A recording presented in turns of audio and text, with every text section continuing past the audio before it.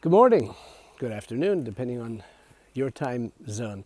I'm Aryeh Green, and I'm here with you on Radio Militz, militz.radio.org, and very grateful for the opportunity and for the invitation from Rav Uri Ayalon and Ami Infeld from Militz to join in this wonderful initiative that they've had going now for a number of years, bringing interesting content, educational, informational about Judaism, about Israel, values, and the people, the culture, and the traditions of Israel and Judaism around the world. And now that we're in the midst of our coronavirus, COVID-19 virus challenges, I really appreciate their asking me to come and speak about a number of related issues, which perhaps for those who are stuck at home, or even then afterwards, people who can't necessarily enjoy the land of Israel as I've been privileged to,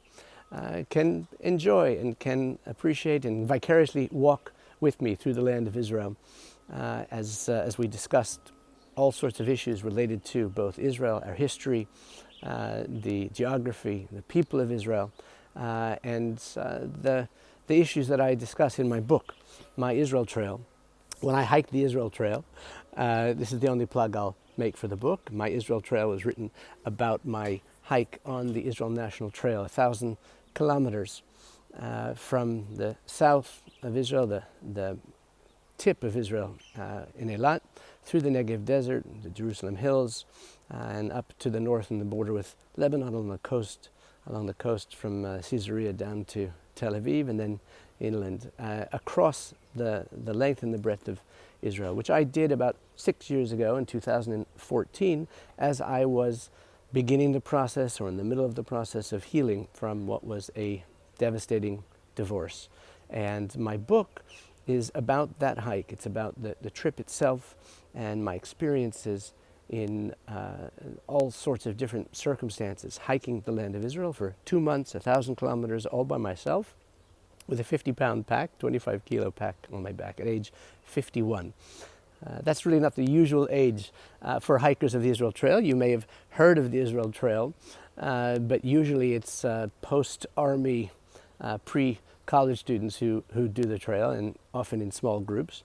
You can also do it pieces at a time, and there are groups actually that do organized parts of the trek a day or two at a time. But I did it at age 51, as I said, just after the finalization of my divorce, a divorce that I hadn't looked for. And therefore, for me, it was very much kind of not just exploring the land and the history. It was really getting out of myself and trying to find a way to literally move on with my life. And so my book is as much about meeting our personal challenges and the lessons that I learned, the lessons that I learned on the physical hike, which I'll describe a little bit in this introduction, as it is about the hike itself. So we're just beginning here, and I decided to start, this is a radio program of course, but we'll also have video and images, and I'm recording it on video for those who are interested. And I'm standing in my garden here in Beit Shemesh, in the center of Israel, and you may be able to hear in the background not just the birds, but occasional neighborly noises, and that's okay. The whole purpose that Rav Uri and Ami and I discussed in setting up this series of programs about hiking the Israel Trail and meeting personal challenges is to do so very informally, which is why I'm standing in my garden. I'm recording this very amateurly on a home camera, in fact an iPhone.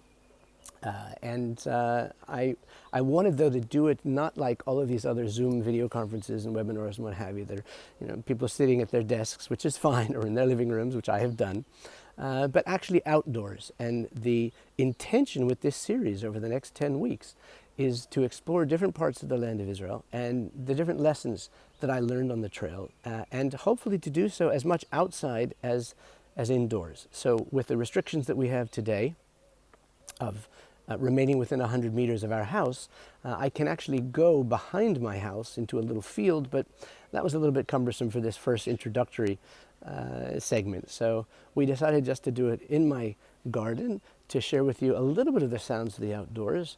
And with the restrictions that we have today, there's much less traffic noise that you can sometimes hear from the highway behind the fields behind me. So welcome to my garden. You can see in the background my home vineyard, which is the beginnings of it. Whoops, that's an interesting way of pointing on a camera. I have a vineyard with 21 vines in my garden, and I'm standing at the bottom of the garden, and I'm just going to move here into a little bit more shady area before the sun comes up. My swing chair behind me, and I hope that the sound quality and the video quality are sufficient up to Militz's standards. But let's get started with an exploration of my Israel trail. So the idea informally here is to set up a series of both reminiscence and explorations loosely based on the book, but not entirely. And as I said, we're looking to give the opportunity for those of you at home, whether you're restricted at home or perhaps just watching at home because you would love to see more of the land of Israel and follow along in my footsteps, as it were, with the journey that I made on the land of through the land of Israel. Now, because this is a radio program, I'm going to describe a number of different visual elements, but on the video, we're hoping to be able to post both photos and a few videos to accompany the radio program. So bear with me if I describe what those of you who are watching actually can see. And for instance, I was mentioning my vineyard and my garden. Basically, we're surrounded by some lovely spring greenery, and you may have seen the first leaves as the vineyard begins to develop now in spring. And you can of course hear the birds in the background. My Israel Trail is the title that I chose is indicative of the way that I've viewed both my personal journey, having moved to Israel 35 years ago, as well as my actual hike on the Israel Trail. And it's also a little bit of a hint that we all have our own Israel Trail, that whatever our relationship with Israel is, whether we live here, whether we visited, whether we pray for the well-being of Israel, whether we just occasionally think about Israel or read about it in the news, we all have our own trail, as it were, that's connected to Israel.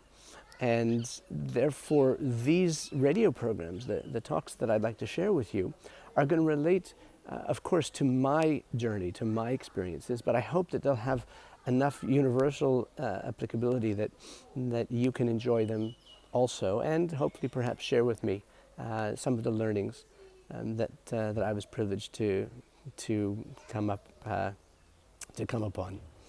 So this initial introduction is meant to be not just informal, but to give a little bit of a framing, a reference point for the rest of the series. So I'm going to go very quickly and briefly over kind of the entire experience and mention casually the lessons that I learned in the experience, although not going to go into any great detail because we're keeping this to a half an hour as an introductory program.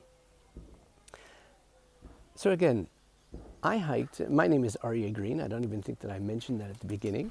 I moved to Israel in 1984. I came here to study to be a Reform rabbi, having grown up in an American Reform Jewish family, a family with a very strong Jewish identity, but a very strong American identity as well. I'm actually a direct descendant of one of the first Jewish families to have come to the shores of North America.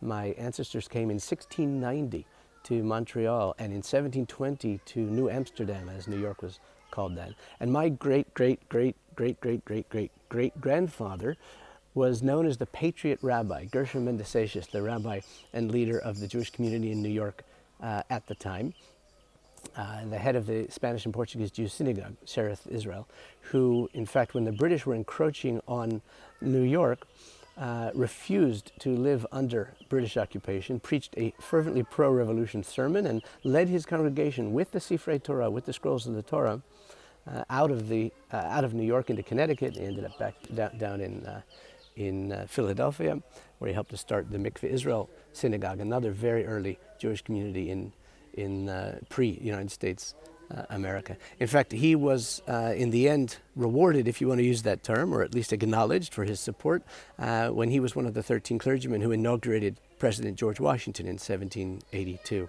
So you can imagine growing up with that background, very strong American identity, almost kind of daughters, sons of the American Revolution, but from a Jewish standpoint, and a very strong Jewish identity because precisely of the freedoms and the liberties and the privileges that were afforded to the Jewish people here or there in America.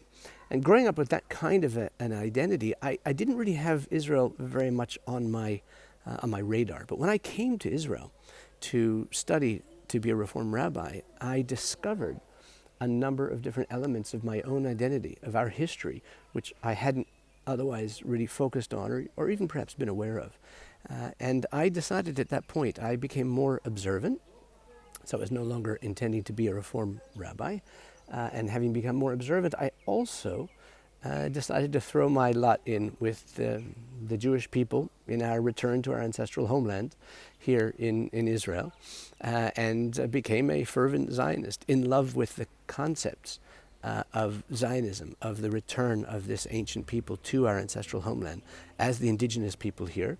That's not a political statement. We can talk later perhaps in one of the other segments about political issues, which none of which denigrate or dismiss the claims of any others who are residents in this area. But it's a factual understanding of what the meaning of Jewish civilization is, the meaning of the people of Israel. And Israel is the nation state of the Jewish people, that we are the indigenous people here, the Jews being indigenous to Judea, Judea, the people of Israel to the land of Israel, and therefore justifying and giving legitimacy to the reestablishment of our sovereignty in the modern nation state of Israel. But that kind of, my intention here is not to go on a polemic, but to connect the dots between my own identity and connection to the land of Israel, the people of Israel, our history, and of course our modern nation state, with eventually my decision to hike the Israel Trail. So having moved to Israel in 1984, I dropped out of the Reform Rabbinical program, and yet throwing my lot, as I said, in with this wonderful experience of the return of our people of Israel to the land of Israel, decided to remain here. And I was married for 28 years to a wonderful British woman who we had met in my journey on the way here. And we raised a wonderful family, Bayit Ne'eman B'Yisrael, as it's called in Hebrew, a faith-based home here in Israel, although also as part of the people of Israel and the traditions of Israel, with three wonderful children, and created a wonderful, beautiful, faith-based and value-based life here in Israel. At one point, my wife decided that she no longer wanted to be married. And as I write in the book, and as she has agreed and acknowledged, it was not necessarily anything that either could be pinpointed as a specific issue between us. I mean, there are marriages that fall apart and have specific areas of conflict or incompatibilities, but it kind of doesn't really matter. As I write about extensively in the book, our relationship was a very strong and beautiful relationship. And at the point where she decided, which was of course her right as a mature adult, making her own decisions, that she no longer wanted to be married, I tried to be, as I struggled with the whole issue of a divorce that I hadn't looked for, that I wasn't interested in, because of my love for her, I struggled with making even the divorce itself work as successfully and as amicably as possible. And we did, thank God. But it was a very, very difficult, challenging period for me. And when we actually carried out the divorce in the end, in December of 2013, I had already made the decision that I was going to, let's just say, do something radical. I was going to hike the Israel Trail, something that I'd wanted to do for a number of years, the background in hiking in California and also here in Israel with the children. Every year with 3 children in the Israeli school system, you may be familiar that Israeli school kids go off on an annual tour at least once a year, if not more. And I was one of those fathers who always accompanied each of my kids and their classmates. I was kind of the dream accompanier for most of their schools because I play the guitar. I like hiking. I actually carry a weapon, which is something that's a requirement here in Israel, that there's a milaveh neshek, a guard for every school trip. I also happen to be a medic in the IDF, and there's a requirement that there's a medic accompanying at every school trip. So I was kind of like the perfect accompaniment for those school trips. And so every year for 20 years, I accompanied my kids on their school trips, and our family did a lot of hiking also. But in California growing up, as well as here in Israel, my hikes were day hikes, maybe an overnight here or there. A backpacking trip in California, yes, when I was a teenager in summer camp, did a 2-night overnight backpack, but never something as extensive as this. And therefore, for me, after the divorce, the idea of getting out there and literally leaving everything behind, my family, my work, my kids, my house, and being out on my own was something that for me was a wonderfully welcoming diversion, if you will, a chance to be on my own, to kind of reevaluate to a certain extent what is important in my life. As you can imagine, in the 3 years that it took from initial discussions to the actually carrying out of the divorce, there was a lot of talk. Talk with therapists, talk with friends, talk between me and my former wife, and my children, my family. And thank God, and I'm so grateful for all of those who listened, who talked with me, who shared with me their own wisdom, especially those who weren't paid for their privilege, within the context of therapy and friends and family. But by the time the divorce came through, I was ready for some quiet, and I was ready for some alone time. And so from that perspective, for me, getting out on the Israel Trail, which, as I say, is something that I had wanted to do for many years. I had friends who had hiked portions of the Israel Trail. I had children of friends who had hiked the whole Israel Trail. I had friends of my children who also had hiked, and I had accompanied them a day here or there, some of our closer friends. And it's something that I always had kind of wistfully in the back of my mind. One day I'm going to hike the Israel Trail. And in the end, on February 16th, Sunday, 2014, I found myself with this 50-pound pack on my back, leaving Eilat, going up Wadi Shlomo, the Solomon's Creek, dry riverbed, heading up the first day, the first stage of the Israel Trail. And what can I say? 8 weeks later, 2 months later, I hiked for 48 days, 6 days a week. I didn't hike on Shabbat. Basically on my own. There were 2 days in the course of the trip that I actually hiked with another individual in the entire day. But other than that, I hiked on my own. And in fact, when I was writing the book and I went through my journal entries, I was really surprised to see that there were 12 days out of the total 48 where I literally did not see a single soul from morning to night.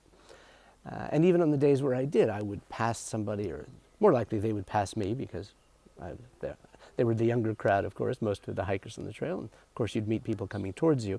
And you might have some small interaction with these fellow hikers, but I was still on my own for virtually all the time, and of course also sleeping at night. I slept about 2/3 of the time out in the fields, out in the desert or in the forests in the Galil. And in a later segment, I'll describe in detail a wonderful phenomenon here in Israel called trail angels, people who open their homes and will put a hiker on the Israel Trail up for the night, do their laundry, give them a shower, sometimes food. But I'll get to that a little bit more in detail. Most of the time I slept out on my own in my tent. And it was, as I began to say, a phenomenally transformative experience. And what I'd like to share with you over the next 10 sessions, as I said, roughly following the storyline of the book, which is the storyline of the hike, is a combination of the experiences themselves, some of which were funny, some of which were scary, some of which were really eye-opening, and also the lessons that I learned along the way. And those lessons helped me tremendously to recover and to heal from the devastating pain and anger and resentment and frustration and sadness of my divorce. Now I will introduce them now in the 10 minutes that remain for us today. But that's kind of like touching on the highlights. What I'd like to do is to start with a little bit of an anecdote that I think puts kind of everything that I want to share with you in perspective. Imagine that I am literally on the side of a cliff. I'm on a path that's about this wide, which for listeners is about, say, 10 inches, 12 inches wide. And I don't need to exaggerate. It wasn't, it was narrow enough to be somewhat frightening. I think I mentioned that I had a 50-pound, 25-kilo pack on my back, and I'm on this very, very narrow side of a cliff on a very narrow ledge. And I'm walking along, gingerly, mind you, and all of a sudden the path ends. It just stops. And I don't know what to do. And I actually begin to panic, which is somewhat unusual for me, but I couldn't turn around. If I turn one way, the pack is going to pull me off down into the abyss. There's about 40 feet, about, what is that, 5 meters, 6 meters down into the rocks below. And so if I turn that way, the pack is going to pull me off balance down, and I'm going to fall into a crevice and, I don't know, break something, and nobody will find me for 3 weeks. If I turn this way, if I turn the other way, my pack's going to hit against the side of this cliff, and also I'm going to lose my balance, and I froze. Well, I took 3 deep breaths. Thank you to Thomas Crum, whose book 3 Deep Breaths I had read prior to hiking the trail. Wonderful book that I'm happy to recommend. It's a short read, and it's all about taking the breaths that enable you to focus, to center yourself, to take stock of your situation, and to think about the possibilities that are ahead of you. And I basically slowly lowered my pack to the ground and gingerly made my way back along the side of the cliff on this trail to where I found about 30 meters back the trail sign which I'll share with you in a later segment, how you read them, how it looks, and it indicated you had to go up the side of the cliff. And going up the side of the cliff meant there were handholds, metal handholds there, which I simply had missed because I was gingerly walking along and focused on not falling off the side of this of the cliff. So having then discovered where the path led, I went back to where I had left my pack, and I then gingerly put it on again. And what was fascinating to me at the time, which I recognized immediately, was the pack felt somehow lighter, which made no sense. Nobody had taken anything out of the pack. But what I realized immediately was nothing had changed about the pack. Something had changed in me. Something had changed in the way I was approaching this particular challenge. And I felt lighter. I felt, well, I knew where the path was. So I knew where to go. So I had a sense of direction. I had a sense of confidence. And I made my way back and then climbed up the side of the cliff and kept going. And what I realized later, which I wrote in my journal that night, is that sometimes we have to put down our baggage. Sometimes we have to kind of stop, take those breaths, rethink, retrace our steps, figure out where is the path that we have to go. And sometimes we can only do that by putting aside our baggage. Obviously, I'm referring to emotional baggage, not just the physical pack, but that's the point about so many or all of the lessons that I learned while hiking the Israel Trail. I learned lessons that were applicable to the physical trek itself, but which were applicable not only to the challenges of the hike, of reaching the goal that I had set for that first day or finishing the trail itself. The lessons that I learned were applicable to what I was trying to do in terms of the personal growth that I was trying to achieve, and to achieve the sense of healing that I was looking for after my divorce. And that was one of the lessons that just kind of, I think, puts into context. It's a terrific, if you will, metaphor for so many challenges that we face in our life. Sometimes we have to put down our baggage and reevaluate. And so that's basically what my book is about, and what the other lessons that I learned in the book are about. I learned lessons in humility, in understanding our place in the universe while walking through the silent desert, hour after hour, day after day, in fact, week after week, for 3 weeks in the desert. I learned a sense of acceptance, the importance to understand that this is our reality and this is what we have to face, and we need to have that acceptance to be able to take steps to move on. I discovered a renewed sense of gratitude, of appreciation for all the blessings in my life. I learned probably the most important lesson for me in my experience was a sense of forgiveness. Forgiveness of God for putting me in this position. Forgiveness of my wife for the decisions that she took, however much she had the right to take those decisions. Forgiveness of myself for mistakes that I had made, whether it was on the trail and missing the trail signs, or of course in the wider context of my own life's decisions. And I learned a sense, or rediscovered a sense of purpose, a sense of goals and objectives, which give meaning to my life and can give meaning to all our lives, as Viktor Frankl wrote so persuasively in his book, Man's Search for Meaning, that we need goals. We need a sense of purpose in order to give meaning to our life. And those are the 5 elements, or the 5 lessons that I learned, that I describe more in detail in the book. Then I'll be happy to explore with you in this radio program, video program, over the next 10 segments or so, going a lot more into detail in the experiences and the people that I met, and the places that I saw in the desert, in the hills of Jerusalem, along the coast, in the north, along the border with Lebanon. They all come together and came together for me to enable me not only to move on with my life beyond my divorce, but they reinvigorated all of these elements. In fact, I do mention in the beginning of the book Rav Moshe Chaim Luzzatto, and it's very important to share with you as we conclude these last few minutes together.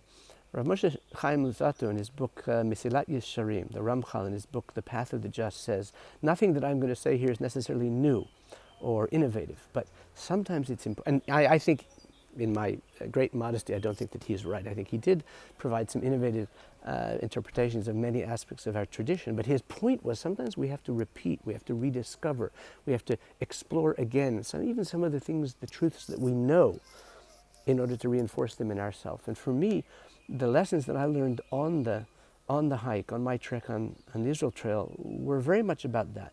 I'd always been grateful for the blessings in my life, but now I had a renewed sense of appreciation for all of the wonderful family, friends, and the privilege that I had to hike the Israel Trail, and the privilege that I have to live in the land of Israel after 2,000 years of dispersion, something our ancestors dreamed of, prayed for, longed for, and weren't able to experience.